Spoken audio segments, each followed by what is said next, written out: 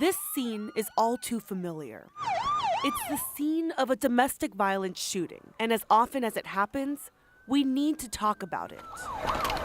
This was Monday morning in Dallas, south of White Rock Lake. Police arrested 33-year-old Steve Robertson. He's accused of shooting 3 people at an apartment during a domestic fight. Our city has once again been reminded of the danger, the lethal nature, the pervasiveness of the issue of domestic violence. Robertson doesn't have a history of domestic violence with the Dallas Police Department, but that's part of the concerns of Jen Langbine with Genesis Women's Shelter and Support. It cannot be left on the steps of City Hall or Dallas Police Department. I think as human beings, we turn each to the other and say, I'm scared for you, that there is help and there is hope. It's not enough to say, isn't it a shame, the day after it happened. Many domestic situations are unreported even when there are red flags. Is someone afraid in their own home? Are they afraid to speak their mind? Are they afraid to give their opinion?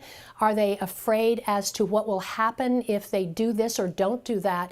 That's the sign. In the city of Dallas, sources tell us there are more than 800 active domestic violence warrants. Langbine wants people to know there is help awaiting every victim. It takes all of us to save someone's life. There is a chance for victims to change their stories and become survivors. In Dallas, I'm Tiffany Liu.